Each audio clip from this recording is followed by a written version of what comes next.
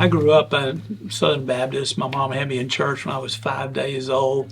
And I grew up in the day when you went Sunday night, Wednesday, 2-week revivals, 2-week VBS. My parents were in the choir. My dad was a deacon, Sunday school. So we lived at the church my entire life. I did go down front during a revival one time when I was about 9 and was baptized shortly thereafter. But never took any of that stuff serious. Was active in church in high school, but I'd sleep during the sermon or read a Hardy Boy book during the sermon. I could read an entire Hardy Boy book while Dr. Waters would preach. And so I'd gone away to the University of Texas in Austin and had been a good kid, never got much trouble, but I got Pledge of the Year. I partied too much, didn't study, and so grades were terrible, and I was an honor student, won the national math test in high school. So I decided I need to go back home. And so I left UT and went back to Southeast Texas, went to Lamar University. And was there I met a friend of mine named Ed Wright. And we'd gone together on a trip with another church. He had asked me to go, and so we went. And we were at Glorieta, New Mexico for Student Week. And I was about 20 years of age. And one night he just out of the clear blue shared the gospel with me. And I kind of got mad at him. I've done the church thing. I know all this stuff. I don't need to hear it. The next night during the preaching, I can't even tell who was preaching Student Week that year at Glorieta. Really didn't hear much of what he said, but everything Ed had been telling me. And it was that night that I gave my life to Christ. I didn't follow in baptism for a while because of being baptized as a kid, but eventually I was baptized after that. And so I just kept getting active in church from a different perspective now. Not one of a habit or that's how I was raised, but because I really wanted to be there. And it was during that time process that I got a job after I graduated college with Kroger Food Company in Houston. Was going through management training. In fact, was about to be assigned my first store when I felt like God was calling me to the ministry. And I was attending at the time First Baptist Church Houston. John Bazano was the pastor. And so I called him one day and he let me come in and see him. We sat and talked through. My biggest reservation at the time was my debt. I had a big debt. I just bought a new car and owed $2,500 on it. How could I ever afford to get through life with that $2,500 debt? I'll never forget John told me, he said, that'll be the least amount of debt you'll ever have in your life, which turned out true for a while. But so I finally decided. So in August of '76, I left go to Southwestern Seminary. I really didn't even know what that involved, but I didn't even know what seminary really was about. Even though I'd grown up Baptist, I'd heard about it. I just knew that was where I was supposed to go. I left Houston with my brand new AMC Gremlin with all my worldly possessions in that car. Drove to Fort Worth with no money, had like $150 in my pocket, nowhere to live. I just figured I'd figure it out when I got there. As I walked onto the campus, I just got out of my car. A friend of mine from Lamar came walking down the steps. I said, "What are you doing here?" And he was as shocked about me being there, but God had called us both. He said, "I need an apartment. I need a person to live with me. I've got an apartment. I need another roommate." I said, "I need a place to live." So I went immediately. So the Lord provided my first few moments on campus a place to live, or I'd have been sleeping in the car that night. And then while I was at the apartment, put my stuff up, I got a newspaper, opened it up, and Kroger was hiring at a brand new store in DFW in the Fort Worth area. And so I got up, went straight to the store, got paid, got the job, got paid the highest union wage because of my management experience. And so within a 3-hour period, everything was taken care of. And so the rest was I did my studies and then have now finished 46 years in ministry.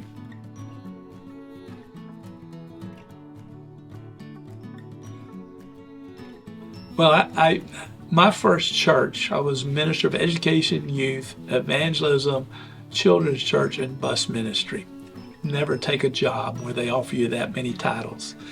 But the church split my first Wednesday night on staff. It was a disaster the whole year. The church ran about 300 big facilities, an old church that was in a bad area, but it just was falling apart. So after 1 year I left, but it later motivated me when I worked on my doctorate to write in conflict management. And so I did a staff position for 7 years here in San Antonio at Live Oak First Baptist Church when God finally gave me the privilege to pastor. But the 3 churches I pastored were either split or in serious decline or falling apart or in real trouble. And so my doctorate studies came in amazingly handy in dealing with some very difficult issues. And all 3 churches are doing well today. I was able to, Lord used me to do that.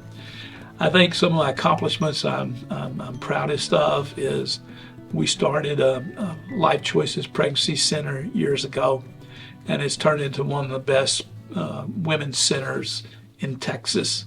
And I was chairman of the board for the last 10, 15 years and was able to raise millions of dollars for them and just see the impact and the influence we had in saving babies from abortion. My other proud moments is our work in Costa Rica that Village Parkway did. We partnered with the leading doctor of Costa Rica, Alexei Murillo, Mayo Clinic trained doctor, Costa Rican native, and we've been working him for 17 years. We were just there the other day. I just got back from there, celebrated the work that's gone on there. But we started a foundation. We do micro lending. We put in a dental center. We have trained Quebecer Indian women in being midwives, and then we just had our first Quebecer Indian lady graduate with her RN degree in Costa Rica. We were there to celebrate that. And now the evangelical church has their foot in the door, and people listen now after 17 years of working there. Village made a decision years ago that we would pick one place and just keep going back. And so we did that there. We've done it in Honduras. And then the last 10 years, I was given Havana Seminary. And so time I started going in 2014, the new president, Barbaro Morera, had just started. He was a young kid in his 30s. So I've been mentoring him for 10 years. The seminary is booming now. I have paid for his PhD, and he just got it recently at Southwestern. I'm paying for professors, 10 of them to get their DMin at Midwestern, and they're all getting now to their projects. So eventually most of the leadership and the teachers at Havana Baptist Seminary will have earned degrees, PhDs and doctorates. And so that has added a dimension to their ministry that has so opened up to the nation of Cuba that recently Barbaro was on television all over Cuba defending against the government, the Christian faith, and the Christian family. And I've got to be a part of that. A couple other things that I really took great pride in was in 2013, I ended up defending a soldier in my church against the Obama administration over at Lackland Air Force Base. And while I was doing that, it opened doors for me I couldn't even begin to imagine. But we eventually won our case against the government, and it led to me in Washington, D.C., at the White House on several occasions, other things. And I was able to play a big part for a couple, 3 years there.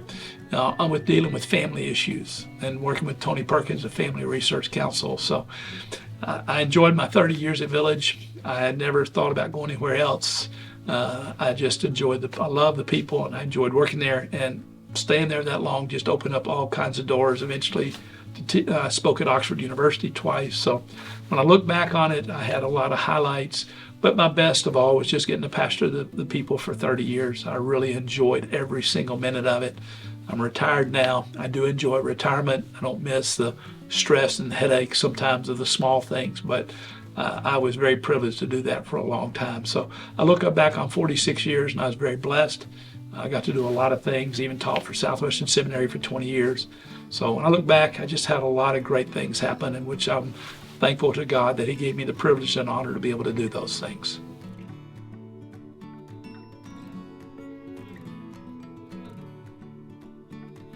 I'm working on something right now. In fact, I just presented it in Cuba to the seminary there on how to survive 46 years in the ministry. And there are 2 or 3 things that I would pull. I had a list of 15 or 20. But in 1 Timothy 3, it says you have to be above reproach.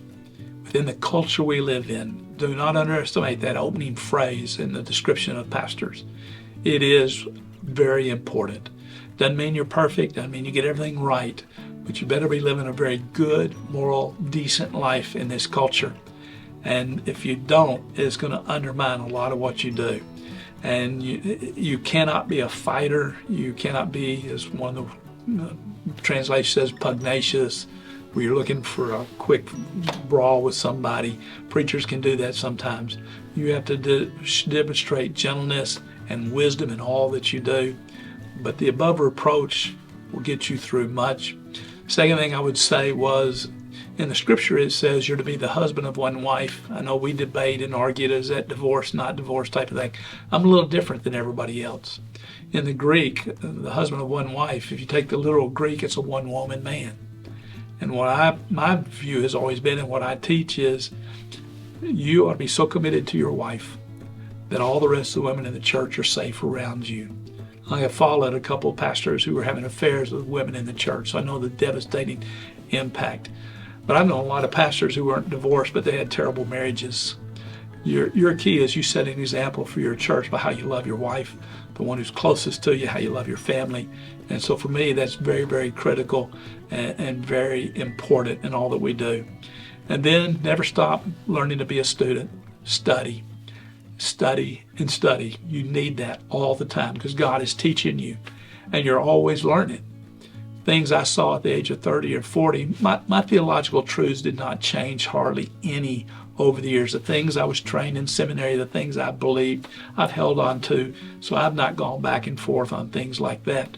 But what I've seen over the years is I see things from different perspectives as I get older. That helps me take biblical solid truths and understand a little bit better on how to do it. Strange verse. Scripture says older women do not get drunk with much wine. Now, how do you teach that in a Baptist church? They get drunk on a little wine, just don't get a lot of it. But you know, when you sit in the pastorate a long time and you know your Bible well, suddenly what you see one day is you suddenly begin to understand that passage because no commentary ever really dealt with what that really meant. And what I've learned is older women, as they get to a certain point in their life, their husband is not the knight in shining armor, their kids haven't turned out well. And I would see this within even my own church family, that the women began to be a little bit reliant at nighttime too much on the wine. It gave them a quietness of heart, helped them get through the evening time. So that's one of the things we're always learning. We're learning things, seeing it. I'm 69, be 70 here soon. And I'm dealing with things at this age I never dealt with when I was younger. So even though my biblical foundation hadn't changed, I need the wisdom and the knowledge that comes with age, and that comes because we keep trying to learn. We never get to the point. In fact, strangest thing, I've taken on a new career after 46 years of the ministry. I'm a high school football coach. I've just finished my first season, 7 wins, 3 losses. We're in the playoffs, we're in quarterfinals this Saturday night, and I was calling offensive plays the other day, and if you'd have told me I'd have been doing that, I'd have thought you're crazy. But God's given me a great ministry teaching young men about Christ, which I've been able to do, set an example for them. And I guess the greatest maybe honor I've gotten recently was at the last 5 games my team played. We not only won, and won by a big score, but the refs would come back later and say, man, you got a good team. But then they said this, but you got good boys. They're some of the best sportsmen we've ever seen. Don't know what you're doing, but keep doing it. Well, I was teaching them biblical principles the whole time. So never stop. That's really my last advice. Never quit. There's no such thing as burnout when you walk with the Lord. It may get hard, it may be rough, but you just keep doing it, and you never know where He's going to take you.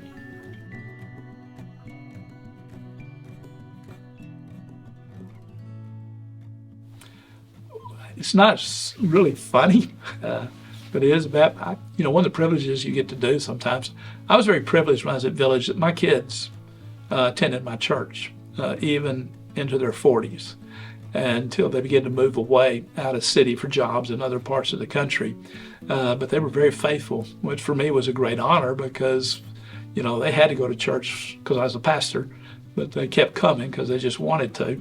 Well, when that happens, you get the privilege too that all my grandkids went to church there. And I had baptized every one of my grandkids. Well, the first one I got to baptize was my grandson, whose name is Branson. That's my last name. My daughter named him Branson. I'll never forget when she did that. She called me and someone named me Branson Cole. I said, you can't, she said, someone called him Branson. I said, well, you can't do that. She said, why can't I? I said, well, his name will be Branson. And she said, no, Dad, I'm a Cole now. I said, I keep forgetting you changed your name when you got married. So, but Branson finally got to the point he gave his heart and life to Christ. He's in college now. But on that Sunday at Village, it was cold. It was cold. I think it was in the winter. And so we ran the heaters anyway because the water coming out to fill the baptistry would be cold. But on that day, something went wrong, or somebody messed with the heater and adjusted the temperature, and nobody had really checked it. And when I started walking in the water, it was hot. It was unbelievably hot. And I could put my hands in it, but it was very, very hot. And I would almost canceled it right there, but Branson was following right behind me and went, "Oh, pop," because when he did, but he came on in. So I baptized him, and we say later we cooked him good. He came out of there, he was as red as could be. And I will tell you, he's one kid who has never forgotten his baptism. And I still get a hard time from him all the time for trying to cook him when I did baptism. It's not a super funny story, but one of the unique things that sometimes happens when you're a pastor in a Baptist church.